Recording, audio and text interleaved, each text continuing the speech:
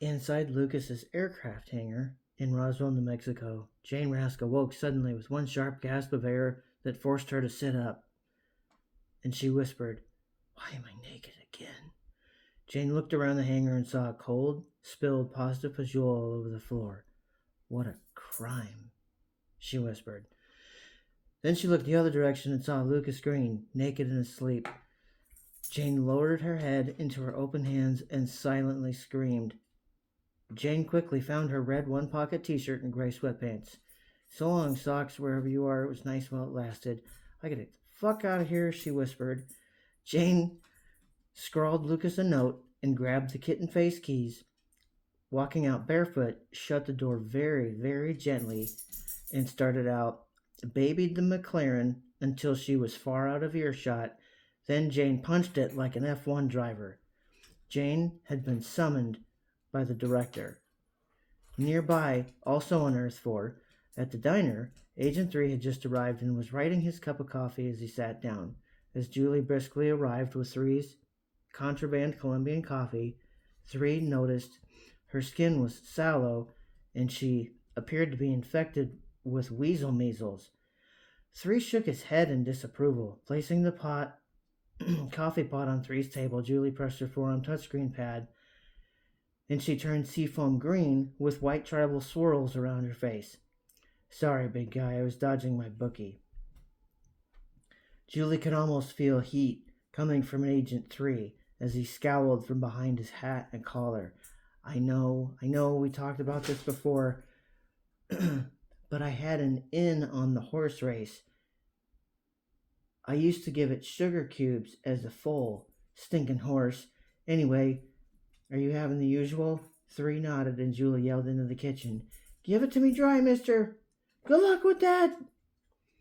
3 drank his coffee and observed 2 children walking down the street, each with their own Scruples and Gloom sphere. Why do kids even like that stuff, he thought. Julie uploaded the newspaper onto his coffee cup, and learning that more planets were gone, this makes 19 planets in the past 2 days alone. Suddenly, the phone at the diner rang from the wall behind Agent 3. Julie rushed to answer it, and being as professional and cheerful as she could possibly be, saying, "The diner, how may I help you?" Julie froze for a moment and then said flatly, "Yes, he's right here." Julie silently mouthed the words, "Your job," to Agent 3 and extended the receiver to him. Agent 3 grabbed the handle and began tapping Morse code into the mouthpiece. The woman's voice over the earpiece rang out. "Good morning, Agent 3. I'm so sorry to interrupt. My name is Lily, with the director's office." Agent 3 tapped more Morse code with his finger on the receiver. The director's personal secretaries had reputations that preceded them. "The director would like your team in the office for a Protocol 1 meeting at your earliest convenience." Agent 3 tapped rapidly into the phone. "Thank you, Agent 3, said Lily. "Oh, and 3, please do enjoy your Colombian coffee. Have a nice day, Agent." 3 handed the receiver back to Julie, who hung it up. Agent 3 unbuttoned the top button on his trench coat, exposing his stubbled jawline to Julie. Then, for the first time ever since she had met him, Agent 3 spoke very clearly, saying, "Julie, there will be words. There will be silence. Never waste either." "Okay, big guy," Julie spoke in a whisper as 3 drank his coffee. In the area of Earth 4 located a stone's throw north from the desolate and beautiful Great Icky Bog Swamp was a town called Mosquitoburg. This thriving community was home to all the mosquito folk along with their 2 main sources of employment, mosquito courier services and the library. Inside the very humid and dinky dispatch office of Mosquito Courier Service, a diminutive phone rang. In mosquito years, a very old mosquito woman answered the teeny telephone. "Mosquito Courier Services Central Dispatch, this is Maeve." Maeve had a gravelly voice as if she had been smoking cigarettes her entire life, because that was indeed the case. "Good morning, Maeve. This is Lila with the director's office. I hope I have caught you well." Maybe I could do a voice for that. Maeve rattled back on Lila. Oh, dearie, I usually deal with Opal. Tell Opal hi for me, wouldn't you? All in good time, charmed Lila. Maeve, I'm afraid I have some sad news to report. Your man Melvin was killed in the line of duty on his most recent assignment. Maeve coughed directly into the tiny telephone while also shouting, That damn Rask woman! Lila grinned silently and spoke with charisma. Maeve, the director, feels personally responsible and sends his deepest condolences. The director also insists on throwing a wake for your entire company. You pick the day and you just call, Opal. Maeve was set aback, saying, We'll all be a swamp puppy's uncle. That director's a good man. You tell him we all say thank you, Linda. Was it? Lila, ma'am. Yeah, well, you tell him for me, won't you? Of course, Maeve. You have a wonderful day now. Bye, dearie. Maeve hung up her little telephone and then said out loud, Sweet girl, that Lucy. She's not very bright, though, poor thing. Maeve looked at the company calendar and began planning Melvin's wake.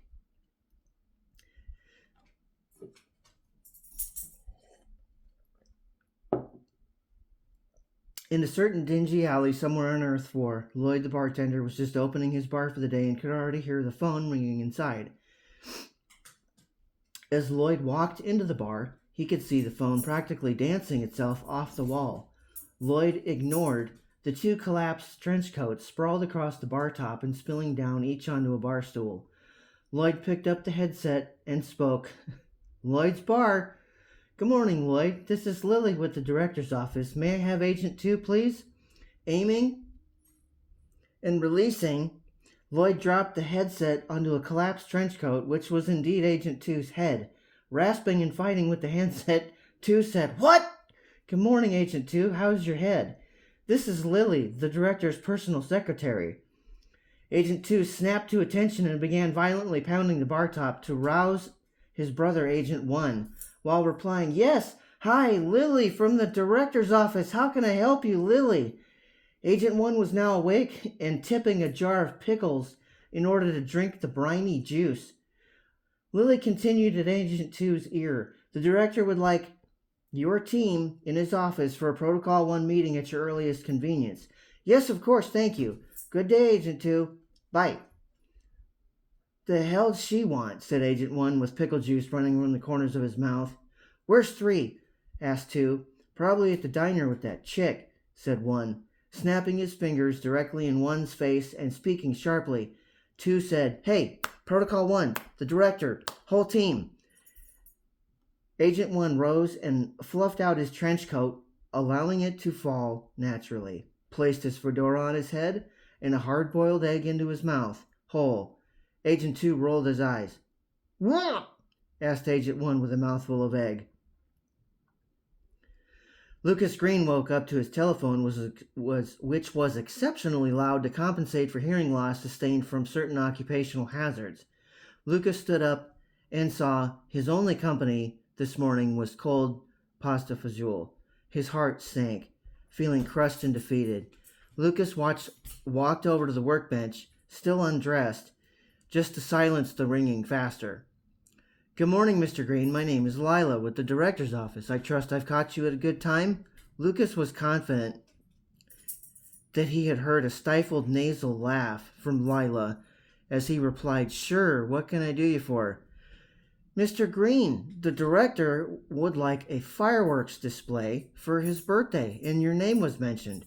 The director will send you a file to you by courier, and then you have all the materials shipped directly to your hangar on Earth 4. Lucas was elated. Absolutely. I would love to help the fireworks display for the old goat. I mean the director's birthday. Thank you. By now, Lila could not help herself and asked one more question. Mr. Green, do you do Pilates? Well, began Lucas, and then it dawned on him, and he said, Hey, wait a minute, what? You have a fabulous day, Mr. Green. Foxes, said Lucas as he slammed the phone down. Lucas dressed himself and attempted to clean up the chaos that he had allowed Jane to blow up in his life. Normally, Lucas loved it when things blew up. As he was tidying, he found Jane's early morning note, which read, I got summoned. You gave me a new emotion. P.S. I think it's going to rain when I die. Signed, Jane. Lucas was perplexed, so he broke the note down into small parts. 1, it's a work thing. 2, she's into me. 3, Jane probably had a bad dream. Lucas could live with that. On Foundry Planet, in the director's office, yes, said the director, answering his phone, and in unison Lily and Lila spoke in his ear. All done, boss.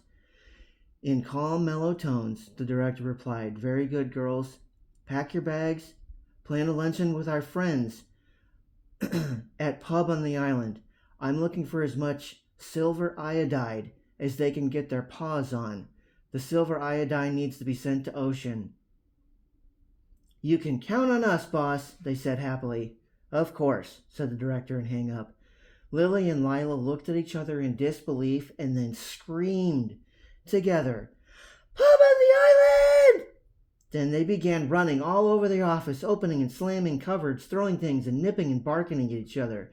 The director smiled to himself, being able to hear the loud, hot mess on the other side of the door. What curious beings that surrounded him every day, beings that still used their emotions to feel, thought the Babylonian twins together. Jane Rask pulled up to her gated Frank Lloyd Wright house, a perk for being top agent, rolled through it, parked, left the door to the black McLaren wide open, and headed straight inside. Walking through the kitchen, Jane threw a bagel into the toaster and headed for her bedroom closet. She selected a navy skirt suit, which was sharply pressed, and laid it across the bed next to a pair of gray flats. Jane walked into the adjoining bathroom, took a hot shower, and was standing in the kitchen again, fully dressed, with cream cheese and a butter knife just as the toaster ejected the bagel. Perfect, said Jane. Jane's thoughts drifted to the blonde-haired Lucas Green, who cooked impeccable and soul-warmingly delicious pasta fajoule. Not so perfect, said Jane. Jane chewed her bagel and exhaled deeply through her nostrils. Jane was perplexed. Now having finished one half of the bagel, she carried the other half with her. Once outside, Jane shovel-pitched the cream cheese bagel half onto the leather passenger seat of the McLaren. She started the engine, reversed, closed the gate, and hit the keypad, and sped down the highway toward the shuttle station for Foundry Planet. Agents 3, 2, and 1 arrived at the main entrance of the Foundry together. The 3 large trench coats marched through the loomingly large Art Deco lobby, complete with inappropriate lewdness and class. Agent 3 held open the door for 2 and 1, and Opal was relieved that these 3 hooligans had arrived first and not the pampered Miss Rask. Opal greeted the trio dryly. Good morning, agents. ID markers under the scanner, please. Opal opened her VisiTab packet and dropped the 2 chalk white tablets into the water glass. Agents 3 and 2 scanned their ID markers. Agent 1 was fumbling in all of his pockets. Rough morning, Agent 1? Asked Opal. For the 4th time, Agent 1 reached into his lower left trenchcoat pocket and said, I found it. Agent 1 produced a pickled hard-boiled egg from his pocket and placed the entire thing in his mouth and began chewing. Agent 1 leaned hard on Opal's desk, discovering the fizzy water, and picked up the glass, swallowing it all in one gulp. Agent 3 watched silently. Agent 2 had his arms in the air in disbelief. What? Said Agent 1. Opal pinched the bridge of her nose and spoke with severe reserve. ID marker, Agent 1. Immediately, Agent 1 found and scanned his ID marker, right after which he leaned over, put his face to the machine, and mocked the scanner loudly, saying, Boop! You may go back, said Opal. Unbelievable, said Agent 2. Who raised you? Agent 1 was elated at this opportunity. 2 had just gift-wrapped for him so early in the morning. Belching loudly, Agent 1 replied, "Your mom raised me." Agent Three's broad shoulders shook up and down as the three trenchcoats walked the labyrinth of corridors to the director's wing. At his aircraft hangar in Roswell on Earth 4, the director's courier had already delivered the files, and Lucas was happily welding frames to the specifications for the birthday fireworks display. The director had ordered frames to accommodate firework mortars that seemed either industrial or military grade to Lucas. Each mortar was declared to be a cylindrical tube 72 inches in length and 10 inches in diameter. Lucas was still unclear why the director had ordered frames with a total load capacity of 10,000 mortar shots. Maybe he just wanted to see the fireworks from his office on Foundry Planet. Then Lucas realized something else significant. Whether you happen to be on Earth 4 or Foundry Planet, you can see the adjacent planet with the naked eye. They were just that close. In fact, the shuttle rides were never very, very long at all.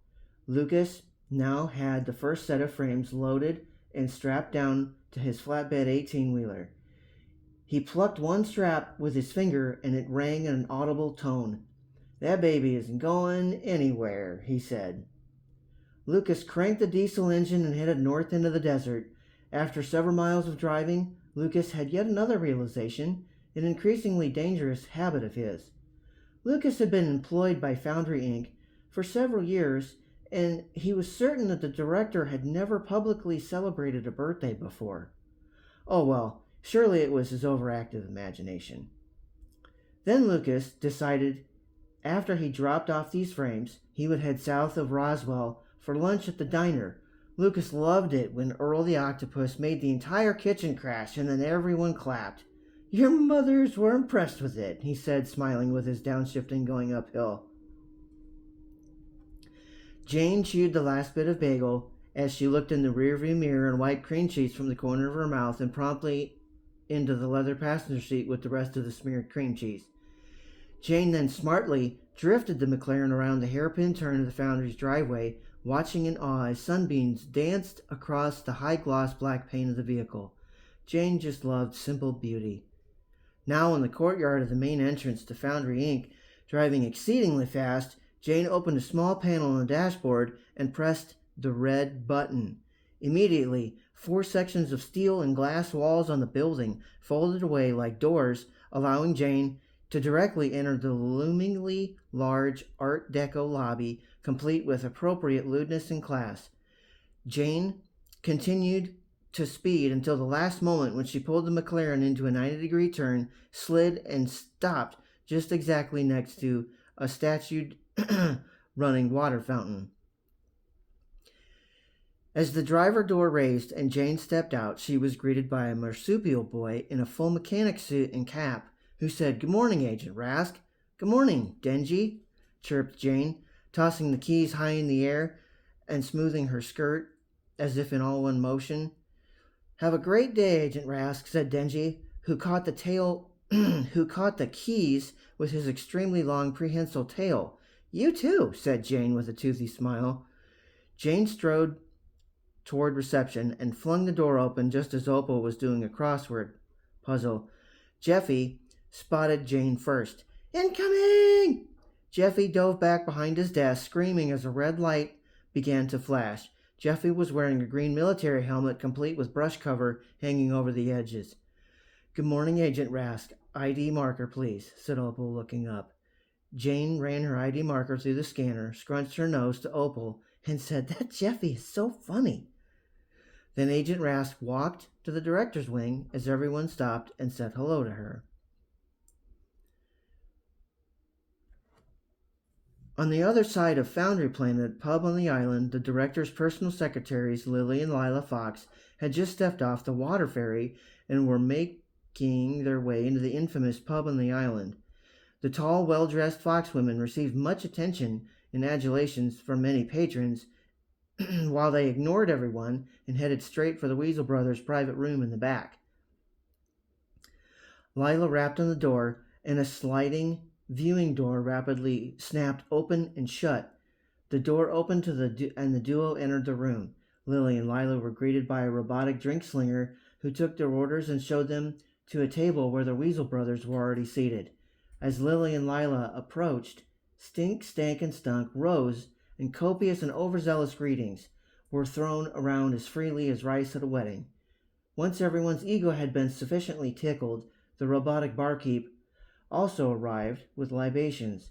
With the delivery to the table of the second round, and as everyone's whistle had been sufficiently wetted, is when the Fox women changed to the topic of business. The Weasel brothers were now a willingly captive audience for Lily and Lila, so the pitch began.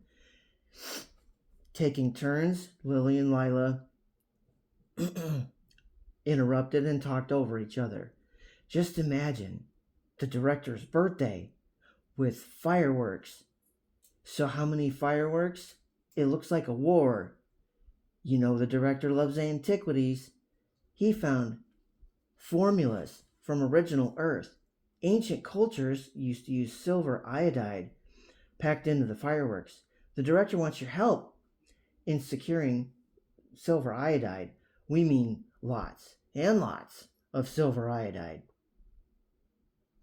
And have it shipped to Ocean at the lab. You big strong fellas, you've all got the stuff. The director says it'll be a special birthday surprise for everyone. Stank's toothpick dipped and bobbed between his lips as he said, "Girls, please give me and my brothers a brief moment. Yous understand." "Of course," said the women. Lily and Lila stood up and moved to the bar while the Weasel brothers deliberated. "Can you believe the director trusts these guys?" asked Lily. "That's the genius of it. You don't have to trust them. They're weasels. They're crafty," said Lila. "And dumb," said Lily. "And cute," said Lila. "Terrible, simply terrible," chided Lily. Stink, Stank, and Stunk waved the girls back to their table. Negotiations were rapidly fired back and forth across the top of the table as Lila played footsie with Stink, the cute one, under the table.